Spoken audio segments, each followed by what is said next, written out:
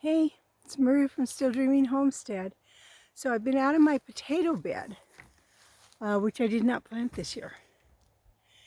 And it looks pretty good. Almost like I'd planted it. So I have some other things that I've planted earlier. Some perennial flowers. We can lift this. And I have artichokes, flowers. There's one rhubarb right there, real weak one. My roses. So when I got out here today, there were a lot of weeds, and that was okay because, I'm going to lower this down so you can see what I'm doing, because that made it really easy for, there we go, for pulling them up. So a few years ago, I had a new neighbor move in. Oh, she's probably, I don't know, 16 miles away from me. And I shared a lot of plants. There goes a car, of course.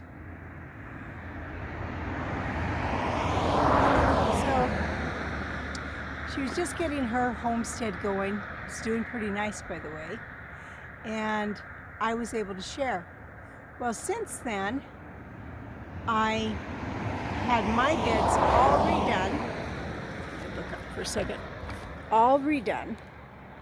And I lost some of the plants that I had. I lost my artichokes, for instance, and my rhubarb.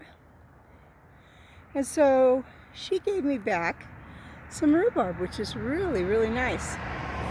So I went out in this garden bed and I weeded.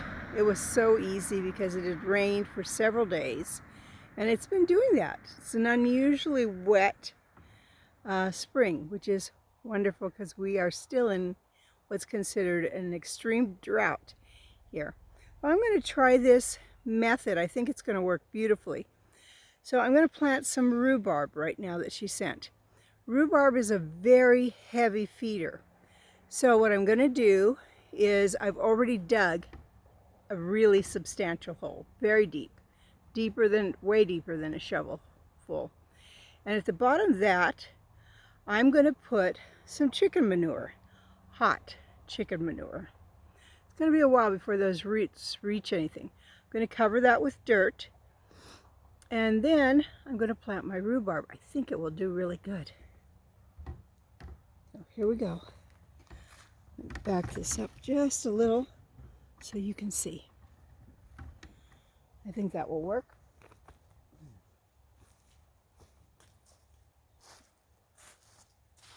I'll try to show you how deep this is. It's way deep. I might even take out one more little shovelful. It's going to be kind of hard to dig. Out of the very bottom.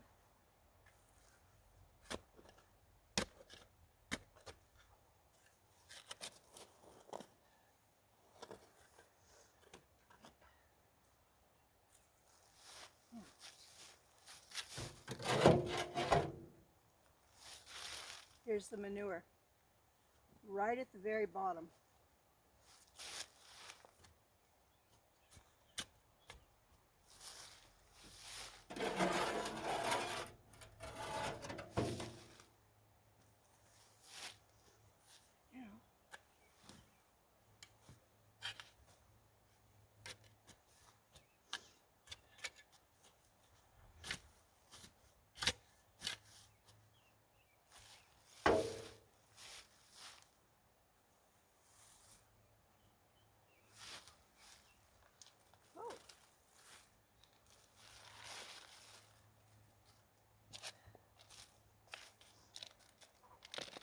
I guess she gave me more than one. I'll offer one to my friend. So Looks like I can fill this up a little bit more.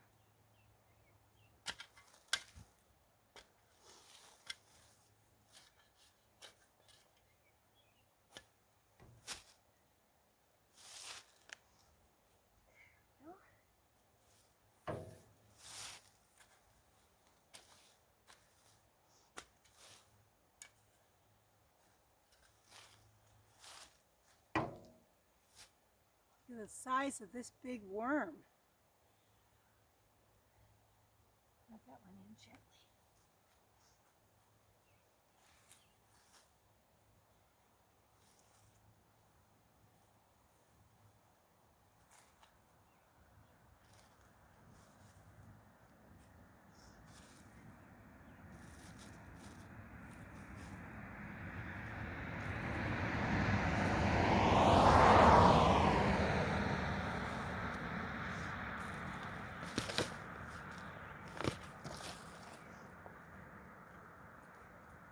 We don't want any air holes, air pockets.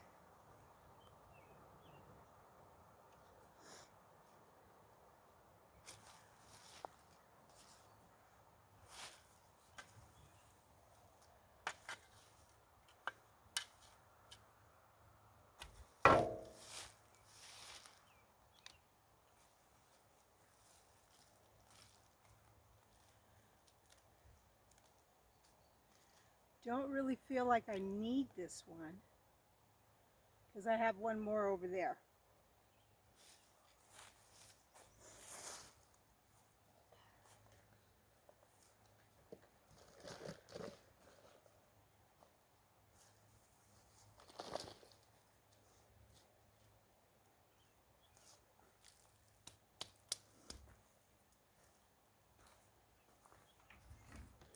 So I'm going to offer that one to my friend Elaine.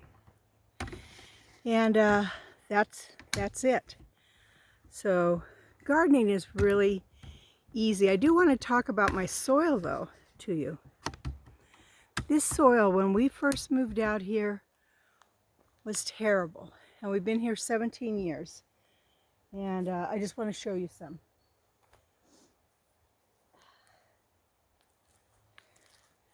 Just see this. It's beautiful, beautiful soil filled with worms.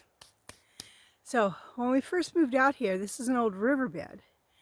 We just pulled tons of rocks out of this, and it was really gravelly, super gravelly and sandy, and that was it. So the first year I put actually a few hundred of dollars into this with peat moss and some compost that I bought, all those type of things. Every year I've continued to add more of this. Now I really like to add kelp to mine, and because that has the minerals from the ocean. In fact, I'm hoping to make a trip to the ocean because I live on the Pacific Northwest, and see if I can go on a seaweed gathering day. I think that would be really fun. Bring that home, throw it in my compost bin. I might lay some out in my garden too. So I just wanted to show you that, tell you that even though I'm not planting a regular garden, the Lord is blessing me. So I hope you have a wonderful day, and I hope that if you're gardening, your garden does well. But if you're trying to keep the Shemitah year like I am sure the Lord will bless you for that. I know that this is really surprising to me, the number of potatoes. I'm going to show you. I'm going to take this off the visor. There. So here's my little wimpy one, and the one I just planted.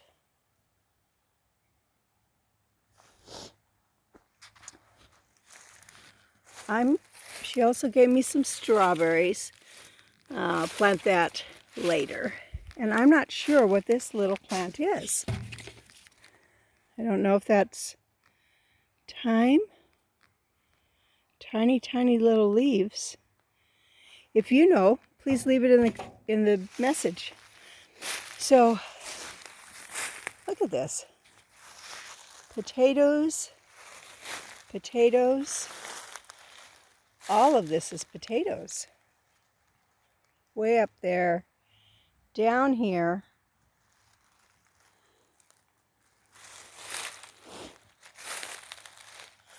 Just all over. Let's see if I look underneath this board. See if what we see under this. So you can see that I compost. I try to do every leaf that we've got on the property. And that makes a wonderful, wonderful compost. That's part of the reasons we have all the worms in here.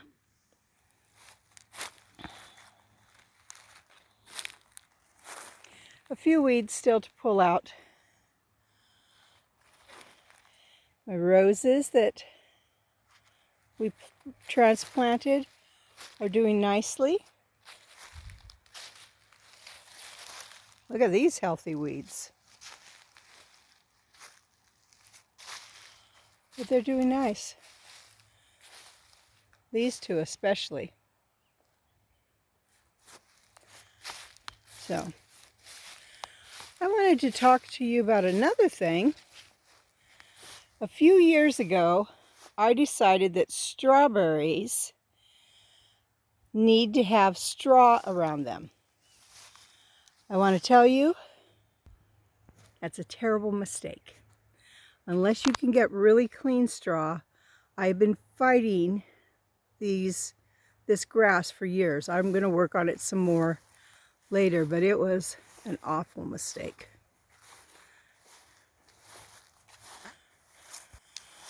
I've done some weeding out in this bed. I'd like to replant with new strawberries.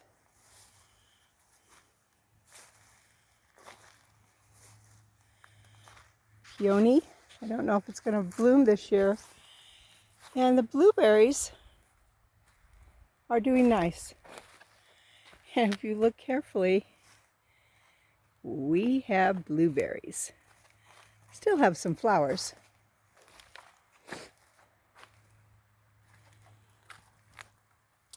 Still also have lettuce from last year. Lots of lettuce. Lots of blueberries.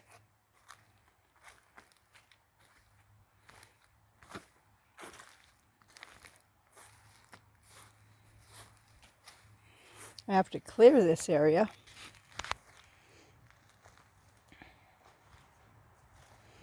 So more blueberries, of course. Every year I try to get this potato out of here, and every year I don't manage to. The same with this one, in this blueberry bed. So I've got some onions that are going to bloom. Maybe they'll be my fall ones. And I don't really know how, but I missed garlic, so I will even have a little bit of fresh garlic.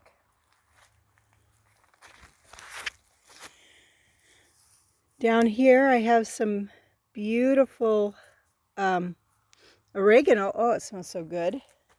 Celery looks good. Purple cabbage is blooming.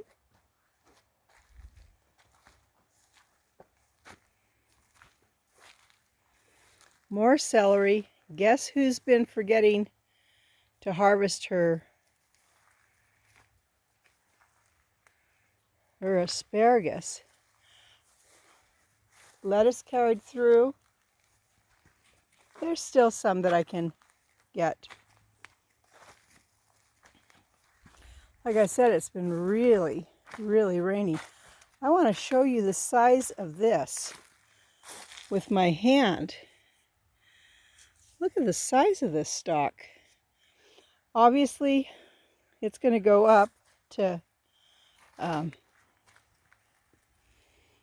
to gain strength. But that purple's gets huge.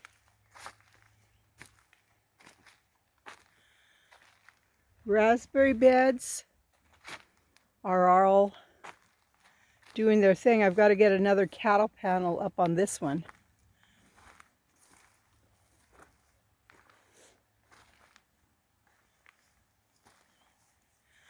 And the boysenberries doing nicely. Got to try to weed there. I gave my girlfriend Elaine some starts a couple years ago and they've went crazy. Last thing I'm going to show you on this side is my elderberry. I want to show you how big that is compared to me.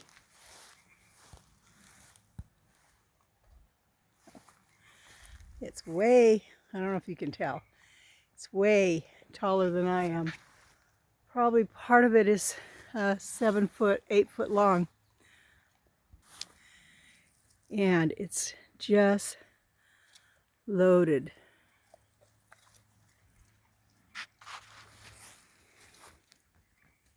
I'm excited about that. Making your own medicine is so cool.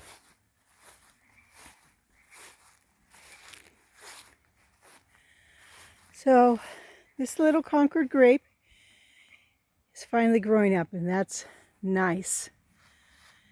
And the other grapes growing out. I really need to tighten up, well, have somebody else do it, to be honest. Because part of this is just falling down. It needs to be taken care of. Obviously, this kiwi did not make it, and that's not a terrible thing. It hasn't done very well. This kiwi's doing beautiful, though. These are Hearty Kiwis that I'm showing you now. Oh, look. See if I can find where it's blooming. It's hard to tell with the leaves. There. They're very tiny. Well, I don't even know if I am showing you.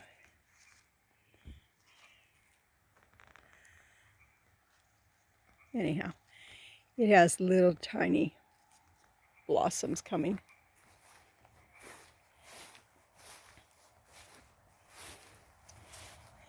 This is a female traditional kiwi that needs to be staked up. And this is the male that fooled me so much. And it's getting ready to bloom.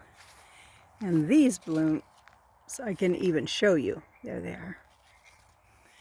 The first year I had this, it was very funny because I saw all these blooms and I was just super excited. I thought that meant that I was going to have tons of kiwi.